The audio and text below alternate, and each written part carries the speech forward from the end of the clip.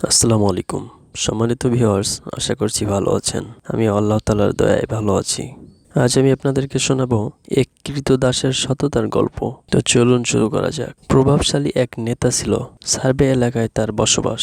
নূহ ইবনে মারিয়াম নামে প্রসিদ্ধ। সেখানকার সম্মানজনক বিচারের আসনটি তিনিই অলংকৃত করে আছেন। বিচারককে আরবিতে কাজী বলা হয়। আজ বহু বছর যাবৎ নূহ ইবনে মারিয়াম এ পদে অধিষ্ঠিত আছেন।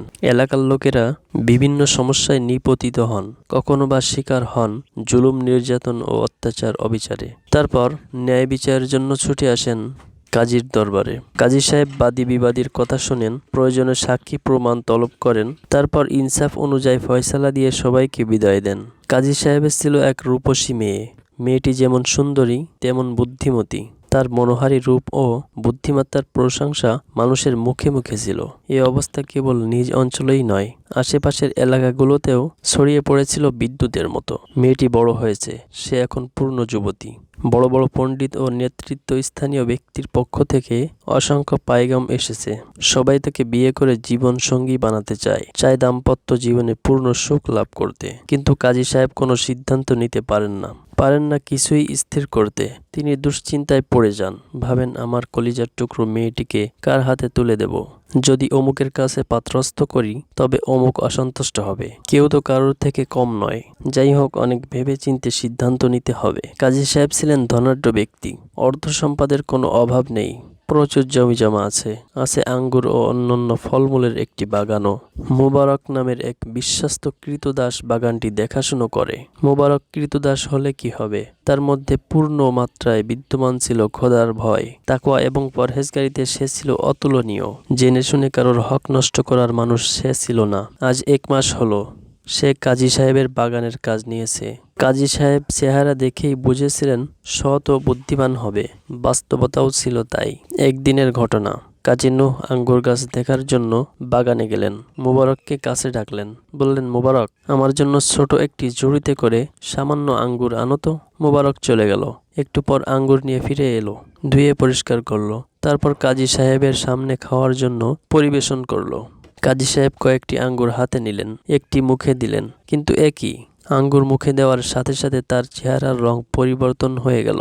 গোটা মুখে ফুটে উঠল প্রচণ্ড বিরক্তির ছাপ। বাগানে ছিল অসংখ্য আঙ্গুর গাছ, কোনটা মিষ্টি কোনটা টক, কিন্তু মোবারক আজও তা পার্থক্য করতে পারেনি মিষ্টি আঙ্গুরের গাছগুলোকে টক আঙ্গুরের গাছ থেকে আলাদা করতে। আর পারবেই বা কেমন করে? সে তো আজ পর্যন্ত একটি আঙ্গুরও মুখে দেয়নি। অতঃপর টক আঙ্গুর নিয়ে আসায় কাজী সাহেব রেগে কটমট করতে থাকেন। তিনি ঝাঁঝালো কণ্ঠে বলেন, মোবারক, তোমাকে আমি বুদ্ধিমান মনে করেছিলাম, কিন্তু আজ দেখছি তুমিই হলে সবচেয়ে বড় নির্বোধ। যে ক্রীতদাস আপন মনিবের জন্য মিষ্টি আঙ্গুরের পরিবর্তে টক আঙ্গুর নিয়ে আসে, তার চেয়ে বড় ধোঁকা পৃথিবীতে আর কি আছে? মোবারক মনিবের কথাগুলো মাথা নিচু করে শুনল। মনিব কথা শেষ করলে সে বিনীত কণ্ঠে বলল, সম্মানিত মনিব আমার, আপনি ঠিকই বলেছেন, তবে কোনগুলো মিষ্টি আর কোনগুলো টক তা তো আমি জানি না। কাজী সাহেব বললেন, কি বললে তুমি?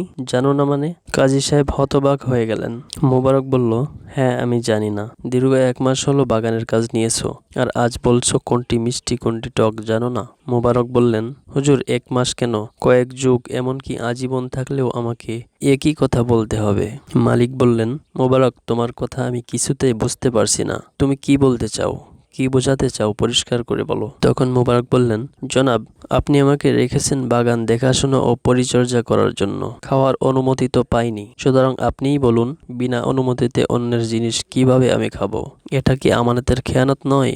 এর জন্য কি আল্লাহর দরবারে আমাকে জবাবদিহি করতে হবে না? মোবারকের কথায় কাজী সাহেব খুশি হলেন। মনে মনে বললেন, সে তো কেবল বুদ্ধিমানই নয়, ক্ষুধাভীরু ও আল্লাহওয়ালা বটে। আমি তার চেহারা দেখে যতটুকু সৎ ও বুদ্ধিমান মনে করেছিলাম, সে তো তার চেয়েও অনেক বেশি। আহা, দুনিয়ার বুকে সব মানুষ যদি এমন হতো। সেদিন বাসায় ফিরে কাজী সাহেব স্ত্রীর নিকট সবকিছু খুলে বললেন। স্বামীর কথাগুলি স্ত্রী মন দিয়ে শুনছিলেন। ভাবছিলেন, তিনি ক্রীতদাসরাও তাহলে ক্ষুধাভীরু হয়? তাদের অন্তরেও সদা সর্বদা জাগ্রত থাকে পরাক্রমশালী আল্লাহর সীমাহীন ভীতি।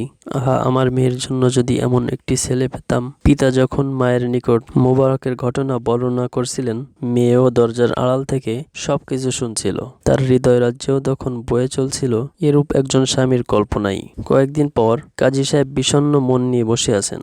মনটি তার একদমই ভালো নেই। স্ত্রী বললেন, কি ব্যাপার? আপনাকে খুব চিন্তিত দেখাচ্ছে কেন? কোনো বিষয় চিন্তা করছেন বুঝি? স্ত্রীর কথা শুনে কাজী সাহেব বললেন, হ্যাঁ, তোমার মেয়েকে নিয়ে কেন জানি আজ ভীষণ চিন্তা হচ্ছে।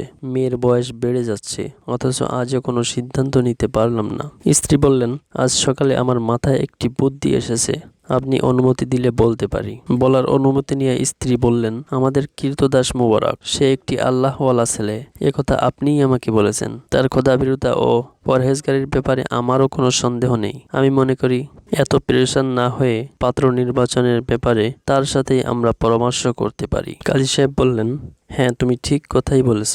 এই সহজ কথাটি এতদিন আমার মাথায় আসেনি। কৃতদাস হলেও কি হবে, তার জ্ঞান কিন্তু মোটেও কম নেই। ওই দিন বিকালে মোবারককে ডেকে কাজী সাহেব বললেন, মোবারক, আমরা তোমাকে অনেক স্নেহ করি, নিজ সন্তানের মতোই হৃদয় দিয়ে ভালোবাসি।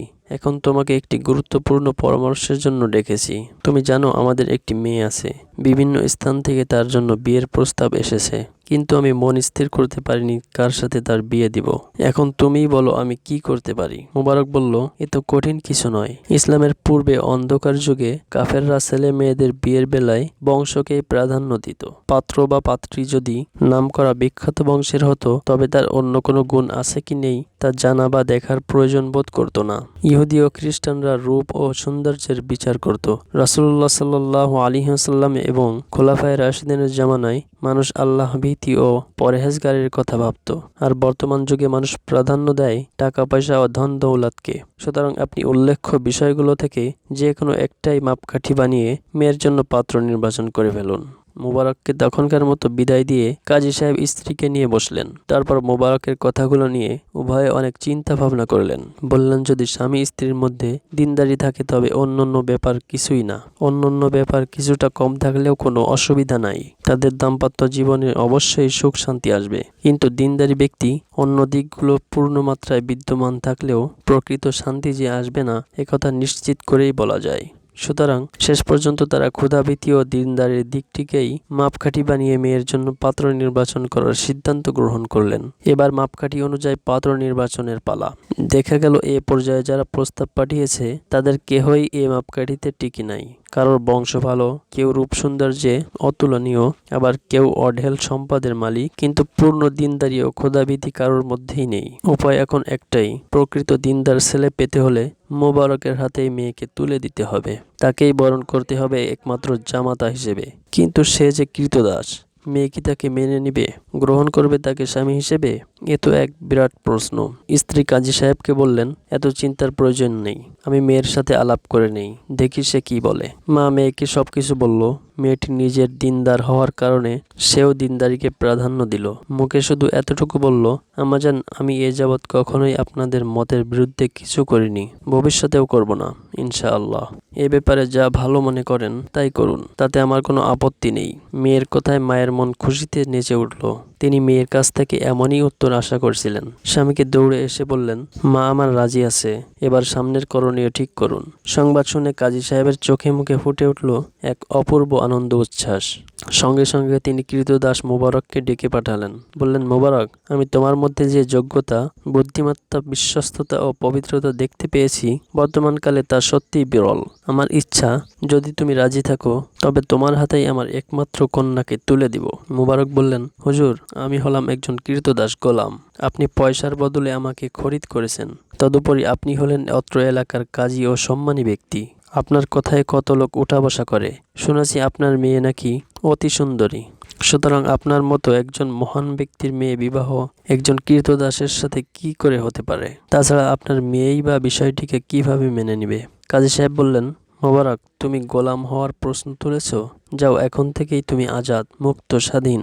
আর মেয়ের মতামত আমরাই নিয়েছি। সে তোমার ব্যাপারে ইতিবাচক অভিমত প্রকাশ করেছে।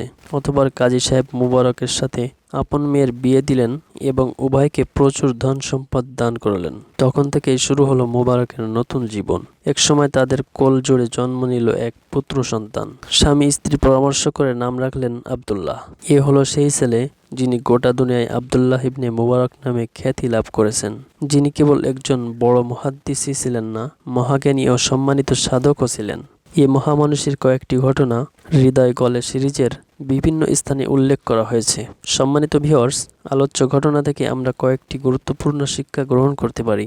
1 নম্বর, দিনদারির ফলাফল কেবলমাত্র আখেরাতে নয়, দুনিয়াতেও পাওয়া যায়। তাই তো একজন কৃতদাস হয়ে মোবারক কেবল কাজী সাহেবের রূপসী কন্যাকেই লাভ করেন। গোলামীর জিঞ্জিরও গর্দান থেকে চিরতরে অপসারিত হয়েছে। 2 নম্বর, স্বামী স্ত্রী বা পাত্রপাত্রী নির্বাচনের সময় বিভিন্ন চিন্তার প্রয়োজন নেই, সব থেকে প্রয়োজন দিনদারি।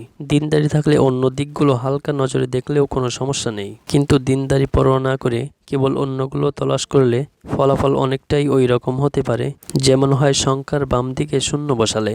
3, ছেলে মেয়ে বিয়ে দেওয়ার সময় স্ত্রীর সাথে পরামর্শ করা উচিত, সেই সাথে পাত্রর সকল অবস্থা তুলে ধরে ছেলেমেয়ের মতামত নেওয়া প্রয়োজন। প্রিয় ভিউয়ার্স, আল্লাহ তাআলা আমাদেরকে আজকের ঘটনার শিক্ষণীয় দিকগুলো থেকে শিক্ষা গ্রহণ করার তৌফিক দান করুন। আমিন। ভিডিওটা যদি ভালো লেগে থাকে তাহলে লাইক, কমেন্ট, শেয়ার করবেন এবং চ্যানেলটিকে সাবস্ক্রাইব করবেন। ধন্যবাদ। আসসালামু আলাইকুম।